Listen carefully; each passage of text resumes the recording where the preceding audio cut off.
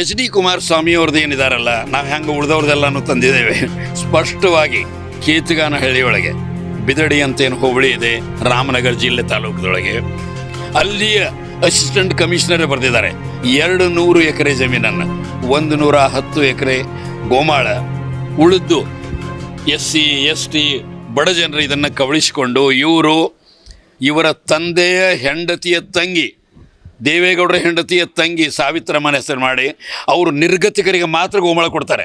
ಅದನ್ನು ಇವರು 20 ಎಕರೆ ಹೊಡೆದಿದ್ದಾರೆ. ಸಾವಿತ್ರಮ್ಮ 20 ಎಕರೆ ಹೊಡೆದಿದ್ದನ್ನು ಇವರಿಗೆ ದಾನ ಮಾಡಿದ್ದಾರೆ. ಅದು ಇಷ್ಟು ಹೊಲಸಿದೆ ಅಲ್ಲ ನನ್ನ ಅಭಿಪ್ರಾಯದೊಳಗೆ. ಈಗ ಹೆಂಗೆ ನಾನು ಸಿದ್ದರಾಮಯ್ಯ ಅವ್ರ ಬಗ್ಗೆ ನೈತಿಕತೆಯನ್ನು ಹೇಳಿದಿಲ್ಲ, ಇವರಿಗೇನಾದರೂ ಪ್ರಧಾನಮಂತ್ರಿಯಾಗಿ ಕೆಲಸ ಮಾಡಿದ್ದಾರೆ, ಇವರು ಮುಖ್ಯಮಂತ್ರಿಯಾಗಿ ಇವರು ಕೆಲಸ ಮಾಡಿದ್ದಾರೆ, ಈಗ ಯೂನಿಯನ್ದೊಳಗಿದ್ದಾರೆ. ಇವರು ಅದನ್ನು ಯಾರ್ಯಾರು ಇದ್ದಾರೆ ಗೋಮಾಳ ಜಮೀನನ್ನು ಸರ್ಕಾರಕ್ಕೆ ವಾಪಸ್ ಕೊಡಬೇಕು, SC ST ಅವ್ರನ್ನ ವಾಪಸ್ ಕೊಟ್ಟು ಅವ್ರು ಮಾಡಬೇಕು.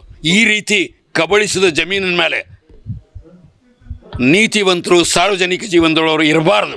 ಈಗ ಹಂಗೆ ಪ್ರಜ್ವಲ ನಾಶಿಗೇಡಿನ ಯಾರಿದ್ದಾರೆ? ನಡ್ಡಾ ಇದ್ದಾರೆ, ರಾಜಕೀಯ ಅಧ್ಯಕ್ಷ, ಪ್ರಧಾನಮಂತ್ರಿ ಅಮಿತ್ ಶಾ ಸಾಕಷ್ಟು ಪ್ರಭಾವ ಇದೆ. ಇಲ್ಲಿ ಯಾರಿದ್ದಾರೆ? ದೇವೇಗೌಡರೇ JDS ಅದು ನ್ಯಾಷನಲ್ ಪ್ರೆಸಿಡೆಂಟ್ ಇದ್ದಾರೆ, H D Kumaraswamy state level president ಇದ್ದಾರೆ. ಇವರು ಅಂಥ ಹೊಲಸ ಸೆಕ್ಷುವಲ್ ಪ್ರೆಡೇಟರ್ಗೆ ಟಿಕೆಟ್ ಕೊಡ್ತಾರೆ ಅಂದರೆ ಇದಕ್ಕಿಂತ ನಾಚಿಕೆಡ್ತನ ಏನಿದೆ? ಅವರ ತಂದೆನೇ ಹೇಳ್ತಾನೆ ರೇವಣ್ಣ, ಇವರೇನೋ ಎಷ್ಟೋ ವರ್ಷಗಳಿಂದ ಇದು ಹೊಸದಲ್ಲ ಅಂತ. ಹೊಸದಿಲ್ಲ ಅಂದರೆ BJP ಇವ್ರಿಗೆ ಗೊತ್ತಿದ್ರೆ ಅದರ ಮುಖ್ಯಸ್ಥರು ಯಾಕೆ ಇವ್ರಿಗೆ ಟಿಕೆಟ್ ಕೊಟ್ಟರು?